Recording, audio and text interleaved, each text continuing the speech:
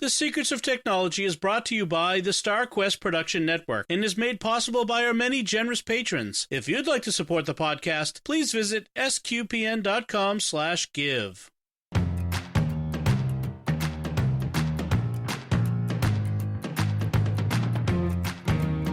Hi, I'm Dom Bettinelli, and you're listening to The Secrets of Technology, where we discuss the technology news that's important to you from a uniquely Catholic point of view.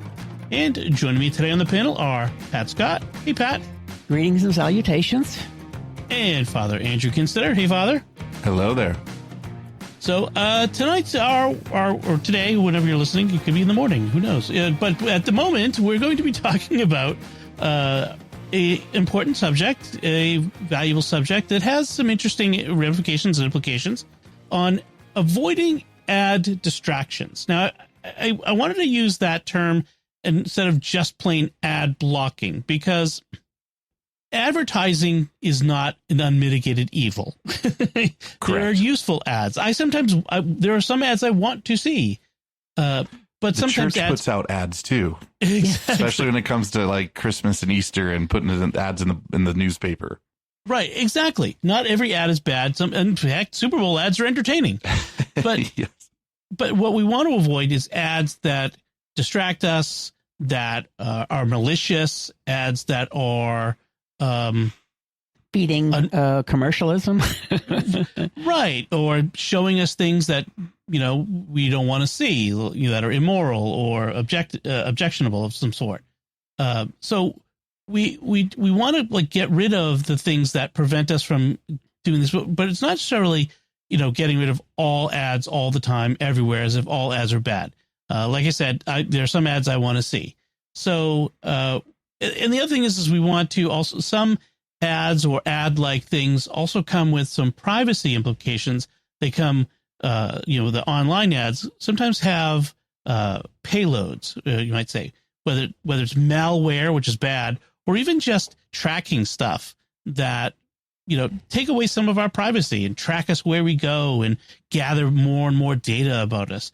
The more we can stop that, the more privacy we can regain for ourselves. And some ads, especially animated ads and all this, sometimes, especially if you're on a lower end device, they become a performance issue. I've gone to websites where, especially some local news stations, I don't know what it is, but they load up their sites with ads. The actual content I want to read is a little postage stamp in the middle, and it's just surrounded by all this stuff flashing at me. I can't even read what I'm trying to get to, and then the page slows down, and then while I'm trying to read it reloads with new ads. It's couldn't even finish that article because it reloaded it. Yeah, exactly. So we're trying to reduce that sort of stuff. Now there are questions that can be raised, and since we're Catholics on our podcast, we can look at it from a Catholic perspective. Is ad blocking good, bad, neutral, sort of depends? Is it stealing? Should we be some or many sites have made this implicit deal with us. If you watch the ads, you get the content for free. So is it bad to not watch the ads under those conditions? What are your opinions on this? What do you think, Pat? I guess if it were something that the ads were giving me information about products that I might be interested in, I'm not so objecting. But so many times they're for things that I think are distracting to my spiritual life in terms of, making me want something I really don't want and things like that. Now, if it were your website, Dom, that had ads, I would turn off the ad blocker because I want to support you. But if it is something like a news site that I feel like they're very sensationalism or that type of thing, I have no objection to blocking the ads. Now, some ad blockers are kind of a mixture of block everything versus I use one that is, I think, responsible in a sense that it blocks the obnoxious ones. Mm-hmm. It doesn't block everything. And so therefore I see the text ads and stuff like that. And that's fine. I have no objection to that. Okay. That's my perspective. How about you, Father? How do you approach it? Yeah, it's a complicated issue. I mean, when you initially think of it, you think ads bad. Like there's kind of a gut reaction to that. But then the more you start to think about it, I think of, SQPN or other perhaps smaller like journalism sites that, I mean, sometimes the ads, that's where they're getting their revenue. And I think so ads in general, I would say are inherently neutral. I think it depends on the context. The ads in the bulletin, you don't have to look at those. Those are on the back side of the bulletin, so you can kind of ignore them all you want. But at the same time, when I was in Cheyenne, that's exactly where I went to when I was looking for a new dentist. And so like, yeah, there's the context of them. And then of course, then I'm supporting another Catholic business. And so I wanted to see those ads. And then in turn, they're supporting, the church because they're paying the church to throw their ad into the church. So I like, and that's all really good, especially if they're using them, that's a source of income for them. So you don't really want to block in that sense, because I would argue that would be a sense of stealing if that's where they're getting a lot of their income from, and you're ignoring, even if you don't click on the ads, just blocking them is inherently probably not so good. But then, yeah, and then it sort of depends on the context. You've got all the problematics of, the ads that are malicious or especially immoral. And definitely, I mean, they're you're crossing lines. But they're, Well, sometimes I want the ads, sometimes I don't want the ads. When I listen to Catholic Answers podcasts, I love the ads because they always throw out good things that I want to get, but otherwise, if I'm just watching secular TV, those ads I may not want. Right. Well, and again, depending upon which method you use to block ads, most of the good ad blockers let you whitelist the ones that you say, no, that's fine. Just leave the ads on those. And I want to block these sites. And they make it real easy to do, to say, when I go to this site, they're off. When I go to this site, they're on. And it's not a burden. And as we'll see, some will even let you block certain categories of ads, certain kinds of ads for certain kinds of products versus others. For me, one of the issues is the business model of some of the ads.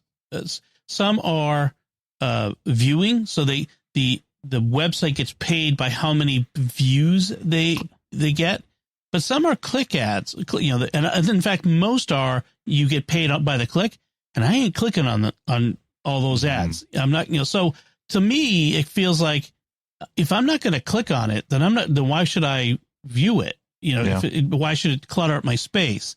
So and slow things down and the whole bit. Yeah, exactly. And I find it very difficult. I don't know. Reading on screens is like lots of text on screen is more difficult for me. So I often, which is actually, this is something I'm not sure is in our outline, but I often go into reader mode in my browser, which is a kind of ad blocking where it strips away everything so that I can read it. And that might be another way to do it. If you feel strongly that I shouldn't block ads, okay, but then maybe reader mode would work for you, and then you can take those away while you're reading, because while you're reading, you're not looking at ads anyway, or not supposed to be. I mean, you're reading, but they're still there on the site when you're coming in and out of reader mode. So that's a possibility. Yeah, that's a good idea.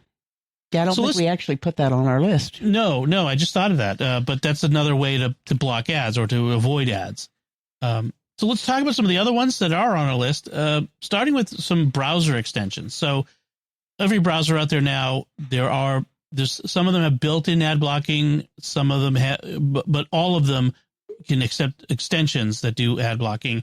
And there's multiples out there for all the browsers. There's one. That's one of the biggest ones is uBlock Origin. That's available Firefox, Chrome, and Edge. It's free. It's open source.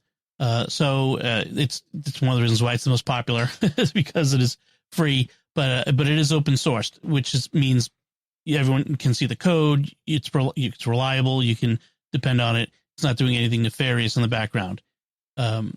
And so that's its main feature, but it does the basics. It'll block ads, it uses various content blocking methods. They all do a bunch of different things. And another one that's like that is AdBlock Plus. And in fact, AdBlock Plus may be the most popular. If I've seen information, definitely the one that I know of, or I've heard about the most. And that's the one I use on almost all my machines because, number one, it's free. You can support them, by paying a additional fee, and there's some benefits you get with that. But they're in the category of what I call responsible ad blockers. They don't block every ad. They block the ones that pop up, show you a video, distract you, etc. Whereas if it's a text ad on the page, it stays there, and you see that, and it's obvious, that you're still seeing ads. But then you can also easily turn it on or off for a particular site, either from now on or just for right this moment. And it makes it very simple to do that. You don't have to go into a whitelist or anything like that. So that's why I like it. And it's highly reviewed. I mean, it gets good reviews. Now there is another product that's just called AdBlock, and sometimes people will go for that thinking it's the same thing, and it's a different one. Right. AdBlock Plus is the one you want. There's another one called AdGuard, which is similar. I've used this in my Safari browsers. It's available on the Mac. It's all right. I don't think it's not my preferred one. It worked fine. I used it for a while, but I have a one that I prefer for the Mac and iOS and iPadOS called One Blocker, and it's specifically designed for Safari, the Safari web browser. And what I really like about this is it lets you, so you can do block ads, and then you can say block web ads, block ads on YouTube, block ads on X, filter all ads by region. I don't want to have any ads from China or Russia, or because especially if it's in languages and alphabets I don't understand, there's no point in showing me those ads. Right. But it also has privacy categories, so it'll block web trackers, annoyances, like it'll block cookie notices, which is that's nice. Yeah. It'll block crypto miners. That's a thing, by the way, out there where certain websites will use the ad system to download a little crypto engine to do the crypto mining, to mine Bitcoin or various cryptocurrencies. Use your machine. Using your machine and your electricity and your CPUs. That's bad. That's really bad. Mm-hmm. Just blocks them. Block newsletter subscriptions, the pop-ups to subscribe to our newsletter, or the ones that always get me is the push notification ones. Like I just go to like random site because I Googled something. Do you want to get push notifications from our site forever? No. Like, I'm never coming back here. Well, there is an answer to that. In your browser, there's a setting that says don't ever send me notifications. And that's true for you set it once in the browser, and then you don't get those pop-ups from any site. You don't get the notifications either. Right. But if you want some notifications from some sites, this would be a way to block certain of them. That's true. Then, marketing widgets, got a whole category of things that go all the way down. It gets very granular. And then there's a whole category for blocking adult content. I just turn that on. That's then you can create custom rules. You can so there's a whitelist or an allow list where certain sites that you want to have their ads. You can block whole sites. You can block certain, if you know what you're doing, block certain CSS or HTML elements. So there's really a lot you can do with it. It's really, I've really enjoyed it. And it works the same way on iOS and on macOS. So you set it up once and it's working in both places. So really fantastic. So there's that one. Safari has some built-in content blockers. Firefox also has some built-in what they call enhanced tracking protection, which is it blocks certain trackers, which is part of the advertising. Brave. And Brave has built-in. They also have, I think they have an extension that you can add into other. Is it Brave Shields? Oh, I thought I may have misunderstood this. So Brave, the browser, has built in. Okay, that's what it is. I saw it listed separately, and I thought they also had an extension. But no. Brave, the browser, which is a Chrome-based browser, which is very privacy-focused, has a built-in ad blocker, shield, privacy. And it's got configuration that you can do within that. Yes. Yeah. Yeah. And I really like that. If I ever have to use a Chrome-based browser for anything, it's Brave. I avoid Chrome like the plague, just because it's a resource hog. So, although it is kind of considered one of the fastest browsers out there. It is. It's just that you have to tinker privacy. You have to tinker some things like that. So, yeah. Now, a few years ago when I was using Brave, I had a lot of problems with some of the websites I went to a lot, just didn't work in Brave.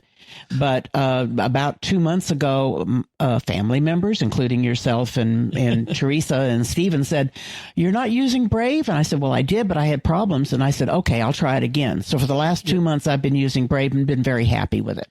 Yeah, there's a couple of things that I use that don't really work in Brave or in Safari, and I end up using Firefox. I basically am in 3 different browsers all day long. Safari is my primary.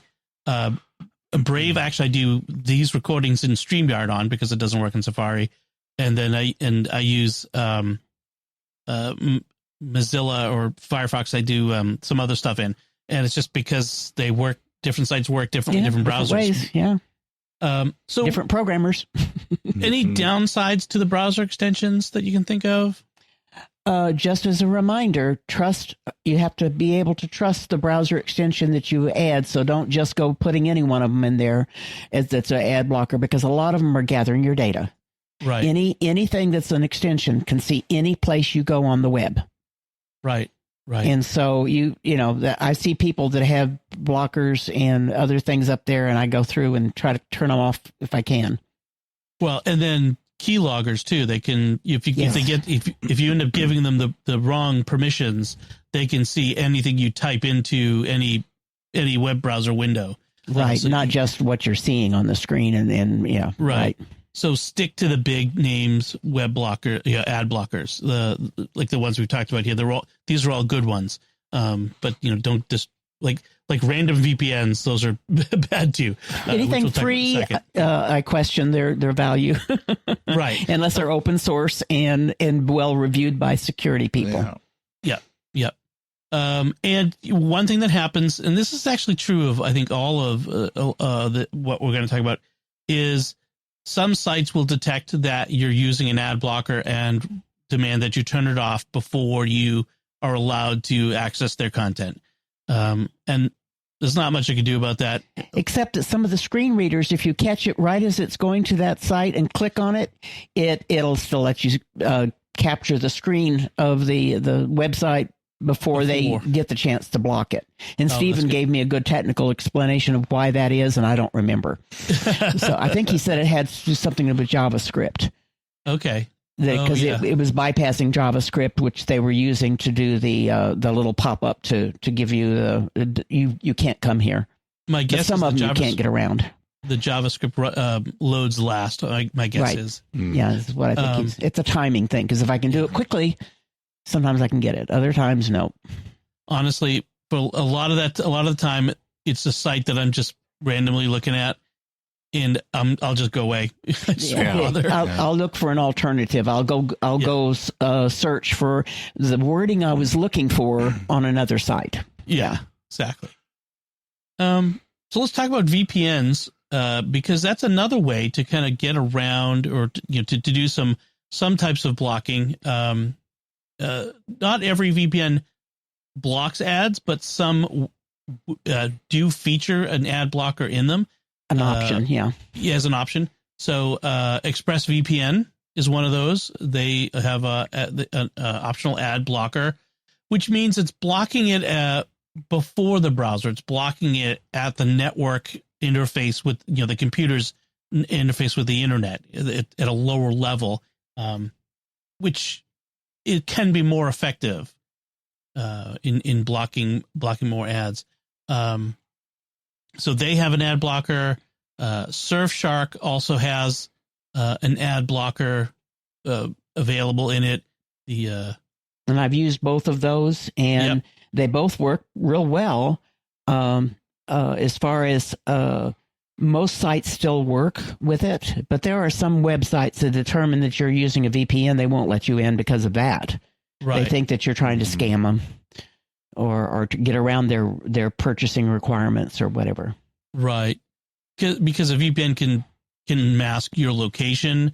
Sometimes people who are doing nefarious things use a VPN to mask that, or like BBC iPlayer is only for people in the UK, and so they want to make sure that only the people who are supposed to have access to it can access it, for instance, and so they block people with VPNs, that sort of thing. So I think, I'm not sure. One of Netflix or Amazon Prime checks for that. The other one doesn't, because I know when we were in Canada and I wanted to use at a hotel, I wanted to watch something off of one of them. One of them worked and one of them didn't. And so I used a VPN on one of them. The other one, I just had to give up. Mm.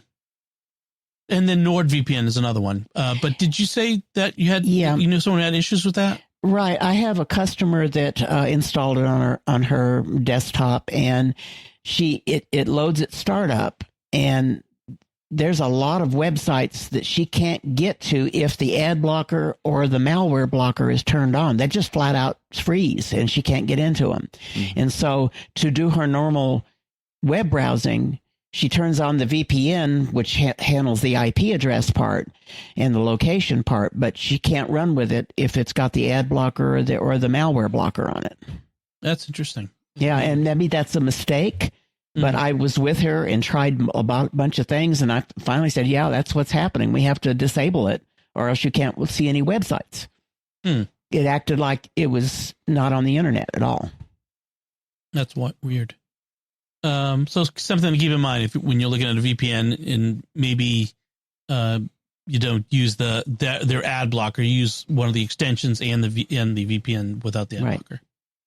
Then there's private browsers. We mentioned, browsers with built-in ad blocking, but also some browsers that are built for privacy, like Brave, we mentioned, has ad blocking built in.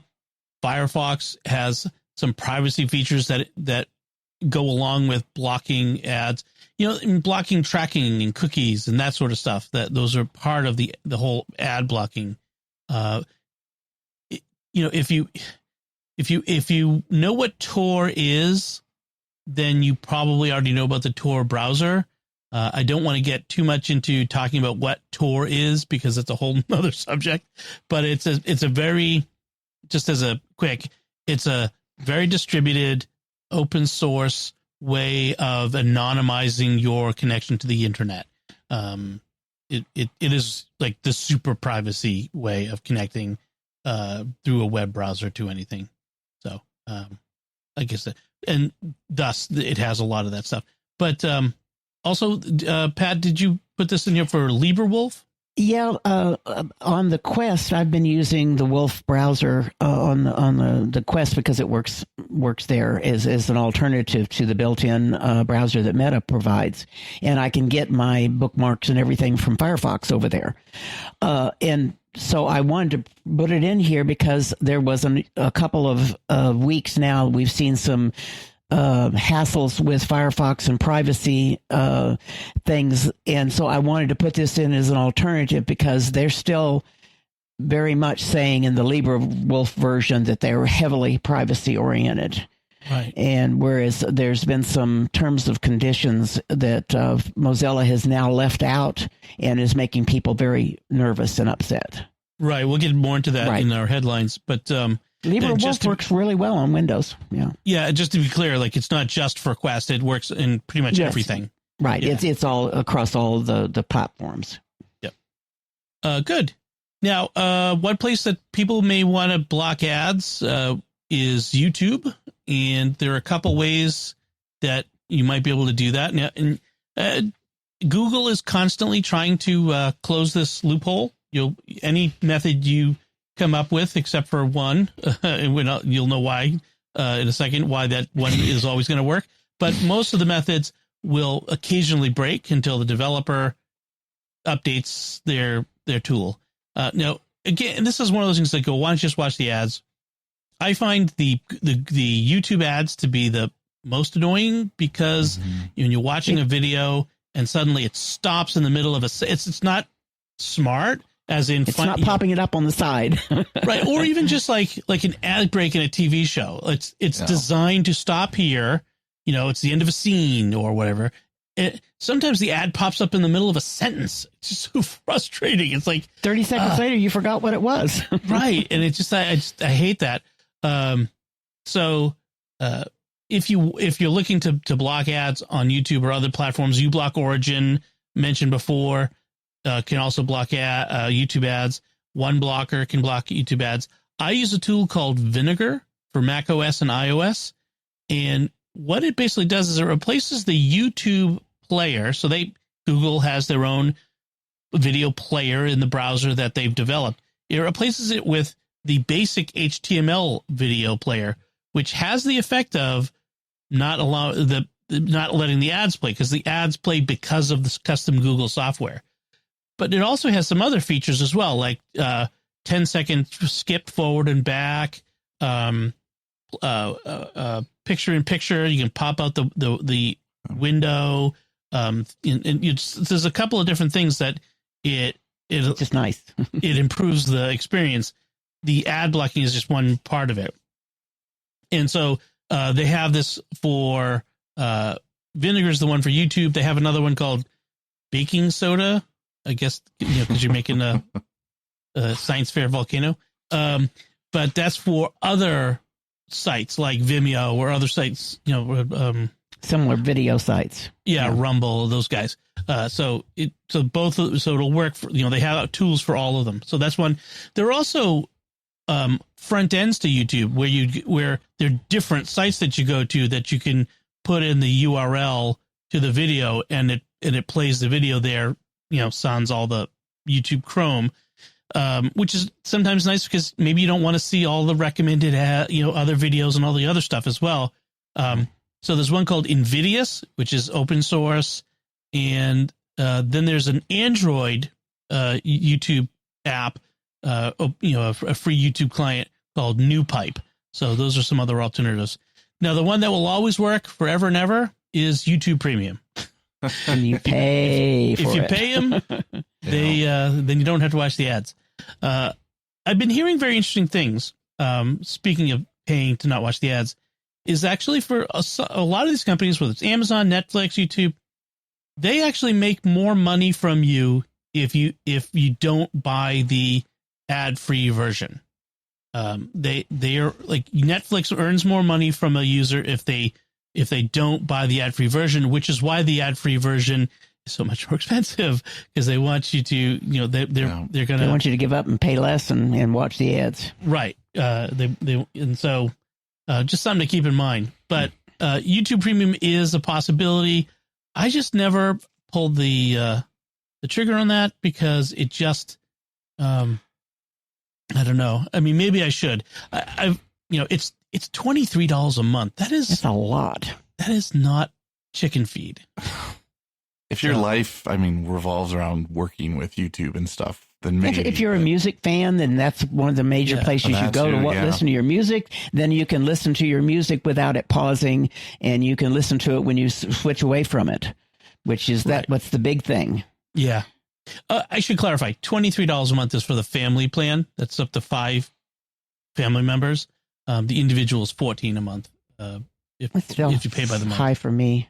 Yeah. That's a for lot. what I would get out of it. Right. I'm not, I already have a music service. If I didn't have a Apple Music, through my Apple One, maybe, but yeah, no. Now, do Vinegar and Invidious, do they have as good a searching that you can find what you're looking for, or do you have to know where you're going first? Vinegar is it's not a separate front end. It is actually, you just go to YouTube, and it just replaces the video player in the YouTube interface. But Invidious, you have to, you're not.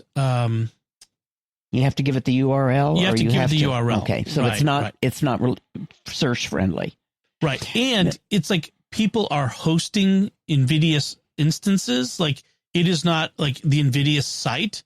You have so somebody has to be. It's distributed. Yes, somebody you got to go to someone's site who is hosting it and use it there. So it is not nearly as convenient as all that. Well, one of the things about not actually using the YouTube interface is so many times I've heard problems where you're looking at something and the recommendations are the opposite of what you're looking for.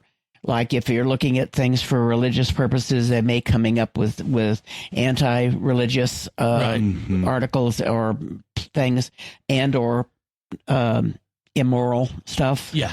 Yeah. And so it's real hard for when you're in a family to make sure that they don't see recommendations for things that aren't so good.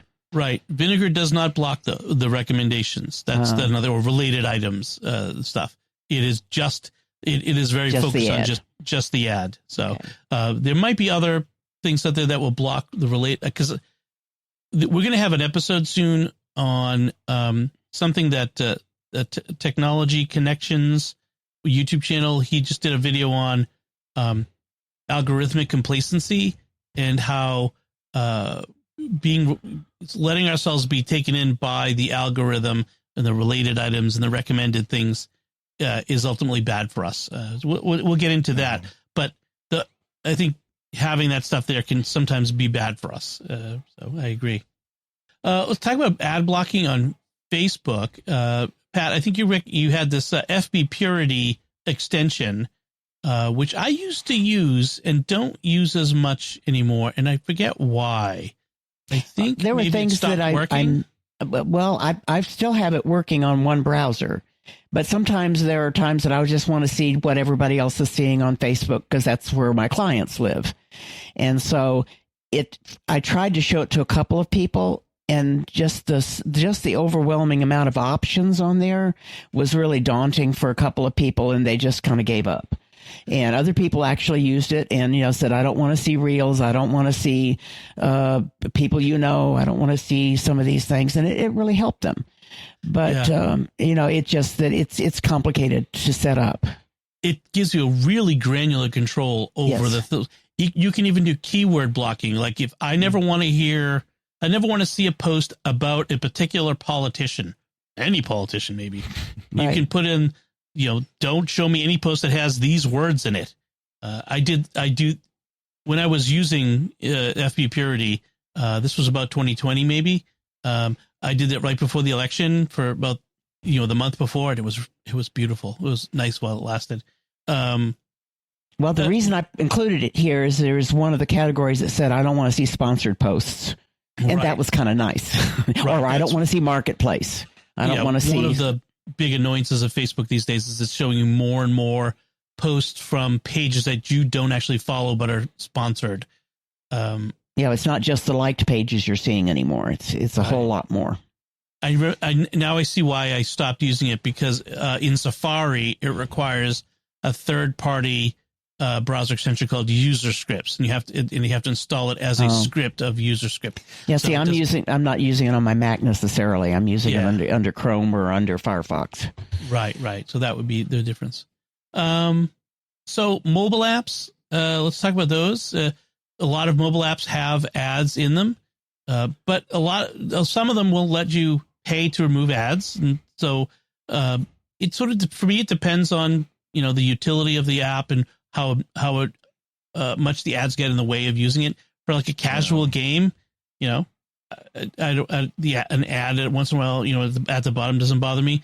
The ones where you have to continue to play the game, you have to watch a video, that gets old real fast. Yeah. And I have so many of my clients that get taken in by the ads, and it leads them off to malicious sites, and all of a sudden now they've got a problem. Right. Yeah. And especially in games, games, casual games, they're not vetted. The ads. That's the thing is, don't just assume, even on mainstream sites, don't just assume that just an ad appears on the New York Times website that it's not a malicious ad. These aren't always well vetted before they get out on the. They pay some advertiser to feed them a subscription of ads, and sometimes they start out fine, and all of a sudden now you've got a bad player in there. Right. There are some system-wide ad blockers for Android and iOS. I mentioned one blocker before. AdGuard for Android and iOS, Blockada and DNS66 for Android, AdGuard and some built-in content blockers on iOS. They work Kind of. Sort of. They don't block in-app ads usually. They're only so good. You can do some DNS-based ad blocking. So I have a previous pick of the week called Next to DNS, and basically what it does is it based on the domain that it's coming from. It'll say, like, a lot of ads, like ad networks, are from like doubleclick.net. That's where the ad's coming from. And there are dozens of these ad networks, and it will just prevent anything coming from that network loading on your machine. And again, that can be good and bad. Sometimes it will block too much, and because it's blocking it before it even gets to the browser, you may not know why it's not showing up, unless you think, oh, maybe Next DNS or AdGuard DNS is blocking it. So it's something to keep in mind. But I usually have that running at the low level. I have layers, but of this, because they all block to a certain degree, so much. And then getting further out, you can do ad blocking at your router level, your Wi-Fi router. I have Eero routers, and that has some ad blocking in it. I get a report every week of how many ads get blocked and how many malicious attempts. It's in the millions, because I get a lot of devices here. I get the kids and stuff. I have the highest level of protection on the kids' devices. Mine, I turn it down a bit just because sometimes it's a little zealous. But blocking at the router is not a bad idea. It's just for a lot of people, they don't know how to get into the router to make those changes. Now, right. Sometimes you can even go into Windows and just make those changes on that one machine into your DNS and put in some of the ones we've talked about that are not necessarily ad blocking, but, are safety things, as well. So.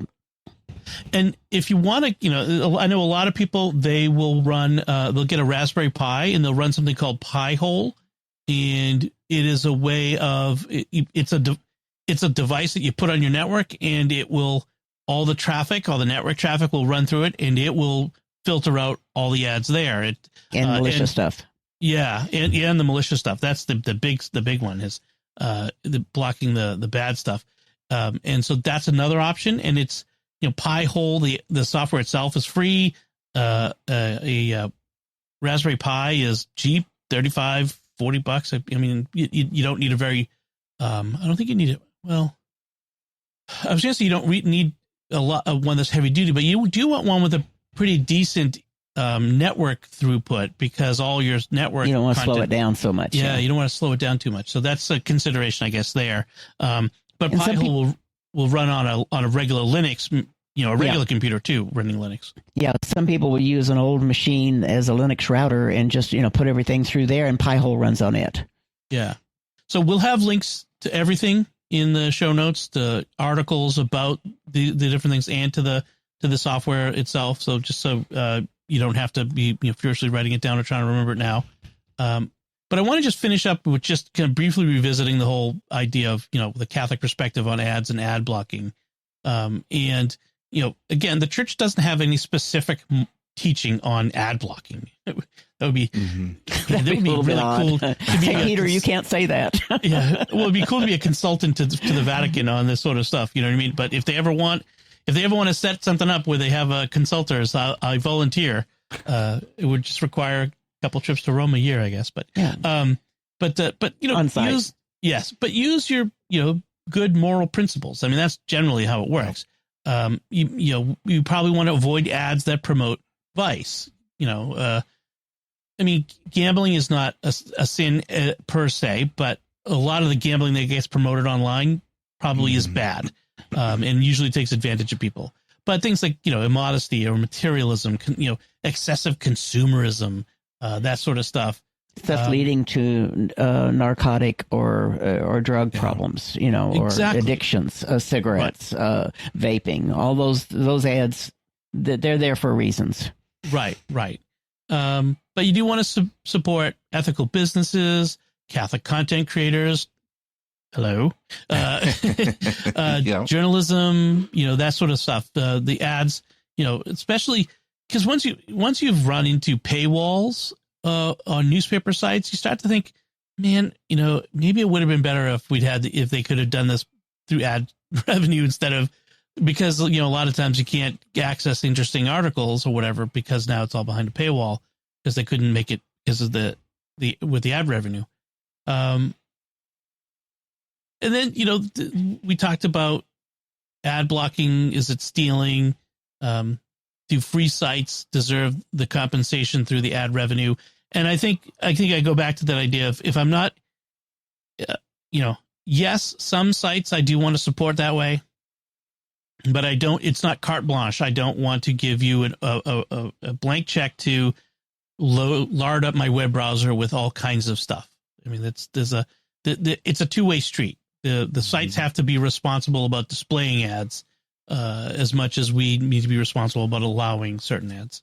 And one of the things about paywalls is that you could say, choose one newspaper that you trust and subscribe to that one, and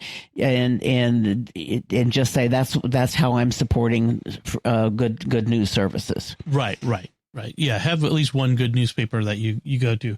It's just that so often articles get shared online, and you want to read. Someone wants you to read something, and then you can't.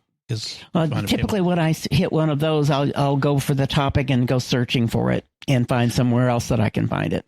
Well, here's a little tip. MSN.com often has all of the big articles, most of the articles that you'll find in most of the major metropolitan newspapers in America. So, like, for example, Washington Post is behind a paywall, but almost all their articles are available for free on purpose. They put it there on MSN.com. I'm not sure what the they may be paying. Is, they may be paying some money to Washington Post, to get that, and you benefit and reap the results. Yes, and the same thing with like Apple News if you have an Apple One subscription and that sort of stuff. So there are ways to get things, but yeah, that's just a little tip. So that's ad blocking in a nutshell. If folks have big nut, that's a big nut. So if anyone has any other stuff they want to recommend, ad blockers or browsers or techniques, or have an opinion on the ethics of ad blocking, we'd love to hear from you. You can email us at technology@sqpn.com. Before we move on, I want to take a moment to thank our patrons who make it possible for us to create the secrets of technology, including Shelby R., Mary K., Audra B., Crystal J., and Anthony P. Their generous donations at sqpn.com/give make it possible for us to continue the secrets of technology and all the shows at StarQuest. And you can join them by visiting sqpn.com/give. You should not block that patron thanks, by the way, folks. This isn't a YouTube video, so yes. no danger. So let's talk about, in our headlights, first, the one that you mentioned, Pat, the Mozilla controversy, the Firefox controversy. So Firefox introduced a new terms of service document, or added a change to it, and then also removed some stuff from their frequently asked questions. And I think it was the combination of those two things that really kind of set people off. What they changed in their terms of service said that, where is it? I'm trying to find the exact language. It must be in the other article. They have a right to use user data, a non-exclusive, royalty-free, worldwide license for the purpose of doing as you request with the content you input in Firefox, which to me, correct me if I'm wrong, that sounds innocuous. Do you give us a license to do what you're asking us to do with whatever you've put into Firefox? That's kind of I mean, that's pretty standard. Yeah. Now, then the problem is that almost every product, people go looking at their terms of service and discover this and say, they're using my data. Well, if you're typing something into their product, you have to have given them permission to do that. Yeah. And then of displaying it out and forwarding it or whatever you're asking them to do. But it was some other things that in combination with that kind of set people off. Right. Because this thing about, they want to take our data. This comes up about every 6 months with Facebook or Google or YouTube or Instagram or, whoever, people discover this, they think, oh, Instagram says they own all our photos, or Facebook owns all our photos. And I've got to post this thing saying, no, you don't have rights to it. Yeah, which is legally nonsense. But so this is just the internet doing that again on a regular basis. But you're right. It was the other part that kind of made this worse, which was they changed their frequently asked questions, that they removed one that promised to keep user data safe and private away from third-party vendors. And not sell it. And that got people set off because Mozilla, which is the foundation that owns Firefox, has made its money for years off of money it receives from Google for having Google as the preferred search engine. And the court recently ruled that Google is a monopoly in the search space and therefore can't get paid to be the preferred search engine, which will have the ironic effect of destroying the competitor browsers like Mozilla, who will have no more revenue. And so Mozilla is looking for new ways to make money, ironically, given our topic. And people are afraid that the way they're going to make the money is by selling the user data, whether anonymized or not, user tracking information. And that is especially galling because people have long felt Firefox is the privacy-oriented alternative to Chrome. So I don't know. What do you think about that? Are people? Did people take it too far? I think the first part about the terms of service and being able to use the data and manipulate it and all like that, I think that was an overreaction, just like we've seen with other things. Yeah. They tried to make it better, but they still got even worse reaction when they reworded things. And so whoever's doing their PR stuff isn't doing a very good job. And the only reason I wanted to bring it up is that I have clients that, number one, are against Google because they're stealing all their data. And number two, then they'll see this and the same thing will come up. And so I wanted to just bring this up as this is a question that hasn't been resolved yet to some people's satisfaction, that they aren't going to start monetizing the product. Right. They're not monetizing the user data, essentially. I think that's all that people want to be told. They want to be assured. It's hard though, because we live in a world that you can't, unless you're going to just go off the grid. I mean, we have to give up some of this stuff, but yeah, we don't want it used for malicious purposes. We don't want it sold. We don't want it shared, but they're going to get some of our data if by the very fact that we're going to use their products. Right. This Windows Central headline that one of the articles we're referencing says, Firefox users slam Mozilla over controversial data privacy update while ironically using the biggest data mining operating system in the world, Windows. Yeah. Yeah. And probably complaining about it while posting it on Facebook. Right. And the internet, I mean, that's just, it's what you do. Right. You argue and complain and you. Well, and I do have clients that are scared to put their, they use an Android and their photos are on their phone. And now they're saying they're careful about what they take pictures of because Google's got them and they're going to sell them. Yeah. And I'm saying, no, not quite. It's protected under your user ID password. And unless you're not very good about protecting your privacy there, it's hard. They're not going to be flooding you the market with your pictures. Right. Yeah. It would be bad for any company to be found to be stealing people's photos for whatever purpose. To get caught doing that would be devastating to a business. So it's just, and they don't benefit that much. Right. They don't need to do the things that people think that they're doing, because the stuff they're doing now, before, like the stuff that isn't doing that, already gives them enough data, enough information. Like they know enough about us based on just the barest insight into what we do online, because we all shed so much data as we move around the internet. That's the thing. Yeah. So like they can, one of the things that Apple has been really trying to do with their whole privacy focus is trying to lock down all those little ways that we shed information, like the fact that, okay, your computer is in Wyoming. It's a Mac with a certain operating system, and you also have a certain, I don't know, you go to a certain site, and like there's enough little bits of data. Yeah, that creates a unique fingerprint, and it doesn't take a lot of data. And they don't know your name; they just know all this information. Yeah, exactly.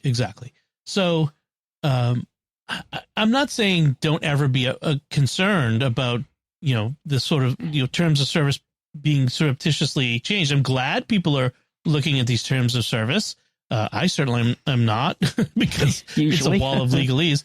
Although these days, throw it into ChatGPT. Right. I'm literally just going to say that. Throw it into ChatGPT. Say, explain this to me in layman's terms. Yep. Is there anything I should be concerned about for my privacy? Of course, that doesn't prevent conspiracy theorists thinking they got to ChatGPT. It's going to tell you what you need to know. My same client was saying that too. I'm going to use ChatGPT, but I've got to have a VPN so that they won't tell what I'm doing. I said, if you're paying for ChatGPT, which she was going to do, I said, they already know who you are. And whatever you're saying, they've got to know because you're asking questions of them. Right. So I'm not quite sure what you're trying to protect.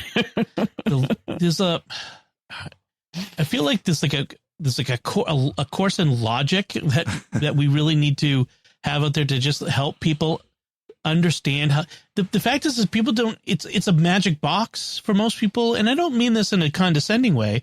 I just it's the same way. I'm the same way with the way my car works. I'm not sure what's going on under the hood. My mechanic does. It might as well be magic. There could be, gremlins in there running things. I don't know.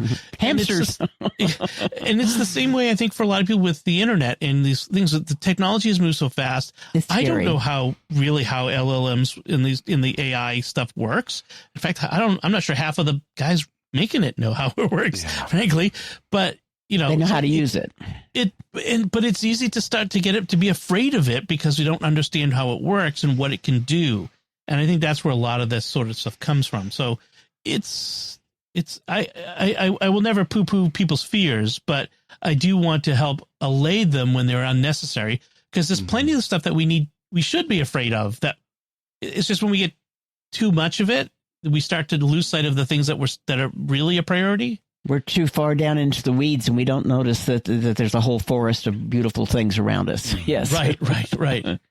So the other headline I wanted to talk about is interesting technology, but it's a biotech one.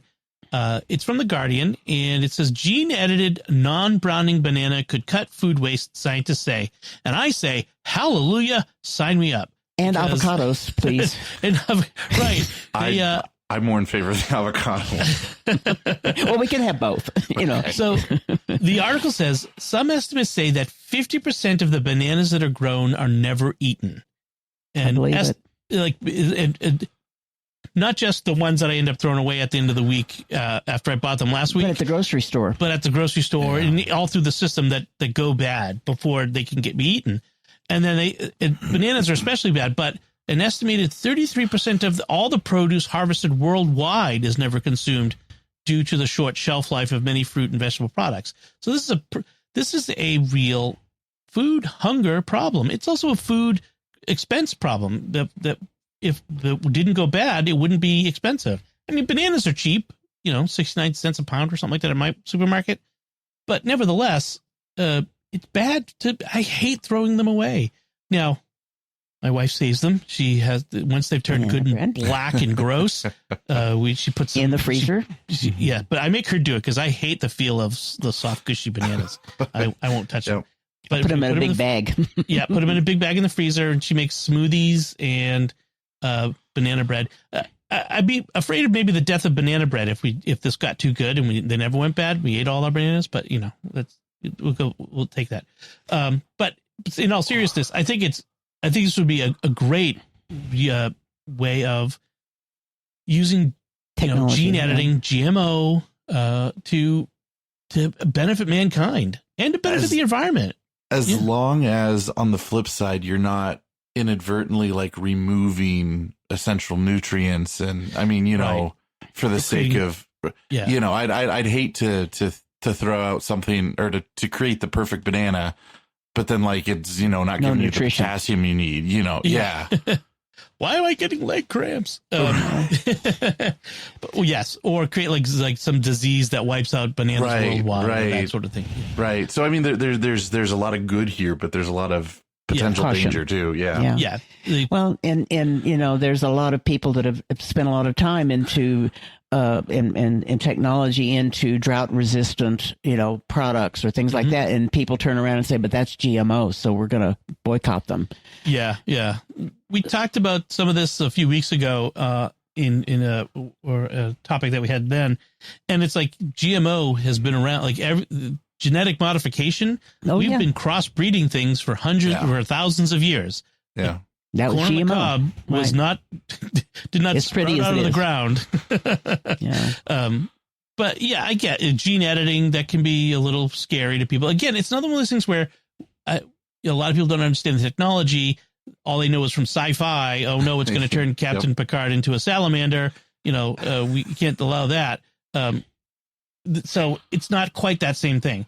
Bananas are interesting because bananas are all clonal. They're all the bananas we eat are clones of one original of that variety, which makes them, the seeds don't do any good. In other words, right, exactly. You can't plant a seed and grow a banana tree out of it. They have to be cloned, and so that makes them susceptible to disease. I remember a few years ago there was a concern about some disease that was knocking out some banana plantations, and they were afraid it would wipe out the banana. But as the article says, the bananas we eat today are essentially the same bananas that our grandparents ate in the 1950s. They're the same the same kind of banana. So when you go and adjust the banana with the gene editing, you're changing all of them. You go out and they just graft them onto the trees, the new banana shoots, I guess. I'm not exactly sure how bananas grafting. I don't know how they do that. Trees.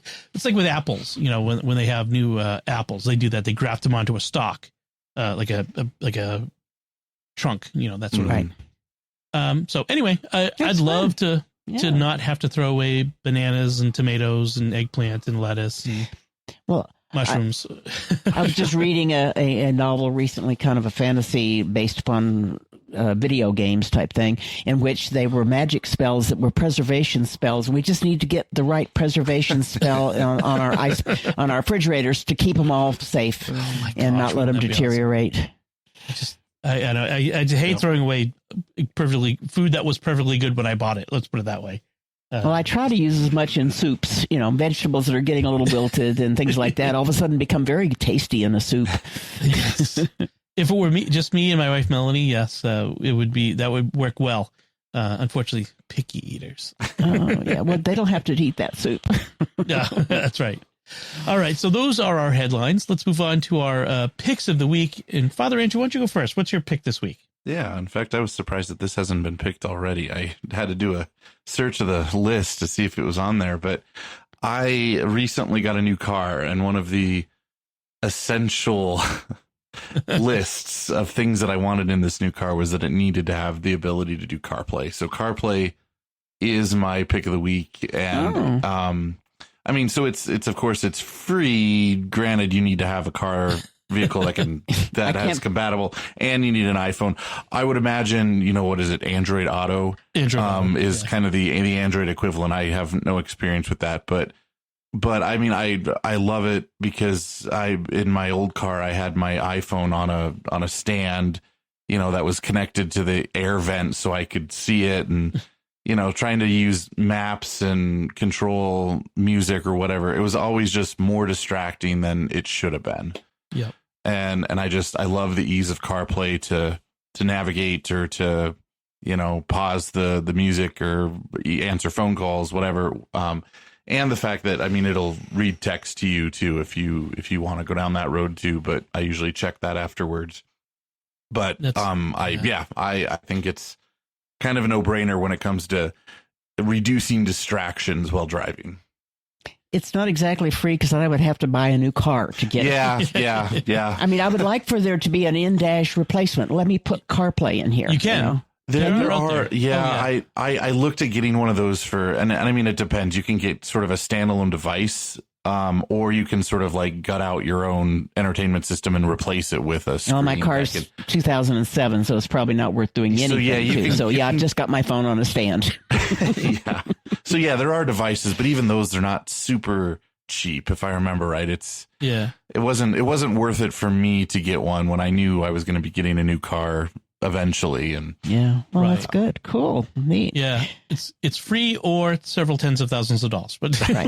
one or the other. It's included in a new car. Yeah, exactly. Well, I agree with you. I have a 2013 and a 2015 vehicles, and neither of them, both of them were too old for CarPlay. My old car was a 2015, so it was like right before. And I know that whatever vehicles we eventually get will have to have CarPlay, because you're right. I mean, it is so much better to because you might say, well, what's the big deal? It's still a screen that you're manipulating, but it's different. It's different when it's a big screen. The interface is different, but recognizable. Yep. And it's not as distracting and doesn't require as much of your attention as trying to manipulate that little screen way over there. I'm not tall, so my arms are not long. So I'm like always reaching if I have to, which I'm trying not to because I'm driving. Yep. Although, thank God for the Apple Watch controls, so I can at least pause my music if I need to for my Apple Watch. But and I use Siri a lot. As poor as she is, I still use her a lot to send a text or to look up an address or whatever. I always love getting my sister's text messages that she's dictated, because it's like Sanskrit. Valid. Yeah. Are you speaking English? I'm not sure. But yeah. Yeah, that's the one place that I hope that Apple does a good job with any AI that comes up, because that's the one that hits me most, is when Siri can't understand, or I pause, or it mispronounces or misreads what I'm doing. Apple has, by the way, announced that the improved Siri is going to be delayed. I know. That's why I'm saying that, is because I really would like for that to come along. Yeah, the other AI stuff can go away. I want a good Siri. Yeah, the Image Playgrounds is a toy. A lot of the stuff that they've had for Apple Intelligence so far, it's really nothing compared to what we need, which is a better Siri. Yeah. So, all right. Thank you, Father, for your pick. Pat, what's your pick this week? Okay, well, I've got a lot of clients who are running Windows 10, and some of them are really not in a place where they could pay to get a new machine to go to 11 because their machine is too old. I found recently a Linux distribution that is called Free10. When you install it, it's very easy to install, and you can try it before you actually do it. But then it looks like Windows 10 when it boots up, and all your controls and your start menu and the way the Explorer works and all that looks like Windows 10. Now, you can see it running scripts in the background. Sometimes when you click on something, it'll go, you'll see some script in the background, and then it'll do whatever it is you've asked. But the taskbar looks the same. The placement of the settings looks very similar. There's a few things that are definitely different, but it's just kind of, if somebody had an old machine, they could use this, and they at least would feel most of the things were comfortable. And even it comes with LibreOffice, but the icon for the LibreWriter is W. Is a clone of the Word icon, and the Excel looks like the Excel icon, and PowerPoint, the presentation one, they look exactly right. And when you click on them, you come up into a Windows-looking LibreOffice. So it might be not for everybody, but, I'm putting this on a lot of the machines that I take, clean, and donate. Because that would be, and I can run Firefox, I can run Brave, I can run Dropbox, I can run anything in the browser, of course, that needs to be done. I think even Edge will run on it, but I don't want to do that. But yeah, it's kind of a hybrid that you can run on an old machine, and it's free. Nice. And I guess because it's free and open source, they're not getting sued because they're using the Word and Excel icons. Right. I mean, yeah. Because they can make it the windows and the interface look like Windows. They do, without getting sued necessarily. But yeah, using the icons might be. They may have changed some shading on it or something, but I swear it looks like the Word and the Excel icons. That's good. Yeah, like there's versions of Linux that look like Mac OS and that sort of thing. And so, I mean, if you've got an older computer, and you want to stay in something that is recognizable and safe. Why not? Yeah. The main thing is that you can't buy off the shelf games or packages on these. Sure. Because it's Linux. Right. Yeah. But so many of my clients, this would be a little bit easier than, say, just using a Chromebook, because it's actually got the word processor and spreadsheet built in. And given the fact that most home users only use the built-in, whether the browser-based stuff like Google Sheets and stuff, or they use the built-in Office and then browser and email, and then like photos maybe, that would be probably enough, and it wouldn't matter that you couldn't get all the other software necessarily. Right. That's good. Excellent. So my pick this week is a new smart door lock. I've had smart door locks for a long time, and I had Yale locks for a long time. But I got kind of annoyed with the Yale locks. They didn't work well with HomeKit, and there was always required special extra modules, and it just was it got kind of annoying. And then I saw Aqara. I've been using a lot of Aqara smart home stuff, and they're really kind of interesting company because they're full featured, but they're less expensive, and they may not be the same fit and finish. Like they may not be all metal and stuff, but they're still pretty good. I mean, they're good enough, and for the price, the value is there. So I got the new Aqara Smart Lock U50. We've had it for a number of months now, and so the way it works is it supports Apple HomeKit, Matter, which is the cross-platform compatibility. So it'll work, which means it will work with Google, Amazon, Apple, all that, all the different platforms. And setup is real easy. And it has a keypad on the front. It has a slide down panel on the front with a keyhole behind it. So worst comes to worst, just if you have your key on, you can unlock the door. Well, that's good. Yes, because my wife has a low tolerance for when the tech doesn't work. Yes, so I just use the key. understand. There's also even a USB port on the bottom for like emergency power. So you could connect a phone charger to it to power it in case if the battery's ever dead. Batteries last about 6 months, so that's pretty good. You can have a code that you type in, but it also works with Apple Home Key. So all I have to do is put my watch next to it. I don't even have to open up an app or anything, or put my watch or my phone next to it, and it will unlock. So that's really nice. It works with HomeKit. So I have like shortcuts that I use to lock down the house when I leave, or to lift the lockdown when I come home. I give the S lady the command, set lockdown or end lockdown, and it will unlock the door as part of it, what it's doing. And so that works really well with it. It's been really great. Trying to think of any other things that I wanted to say about it. You can do one-time passwords. So if you ever need to, give a workman or, your nosy brother has to be able to get in your house, and you don't want him to. My brother's not nosy. I'm just saying maybe your nosy brother, but you don't want him to have unfettered access to the house. You can give him a one-time password. Or if you have an Airbnb, you can give out codes to that are time limited for the length of their stay, or that sort of thing. So that's really good. So and it's $120 out at Amazon, so it's pretty reasonable. I paid a lot more than that when I got the Yale locks, like at least twice as much. So it's a pretty good deal. There are other ones that have different looks, but I thought this one it's black, so it kind of stands out a little bit. But it works pretty fine. It works pretty good. Okay. So I'm happy with it. So that's my pick, and that's our show. So you're going to turn it on for 2 weeks while I'm there? when you go to Europe? Oh, yeah. Going to give me a one-time code? Well, I'll give you the regular code, though. Okay. I might even leave you a key. All right. That's right. Now that you mentioned it, I'm going to have to make sure that you can get to the house. That would be helpful. Else, be you know, if the kids are inside, I can get in. But You're right. So that'll do it for our show this week. What did you think of our discussion? If you have anything you'd have to say about anything we talked about, or anything to add, we'd love to hear from you. You can comment on the show at sqpn.com/technology, or the StarQuest Facebook page, facebook.com/StarQuestMedia.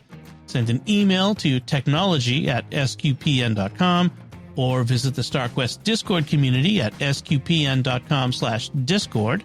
You'll find links from our discussion and our picks of the week on our show notes at starquest.fm/TEC292. And until next time, Father Andrew Kinstetter, thank you for joining me and sharing the secrets of technology. Absolutely. Pat Scott, thank you as well. sure. And once again, I'm Dom Bettinelli.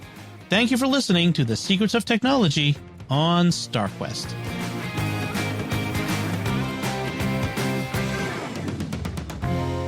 Here's another show on the StarQuest Network you're sure to enjoy. The Secrets of Sacred Art. Find it wherever fine podcasts are found, or at starquest.fm/art.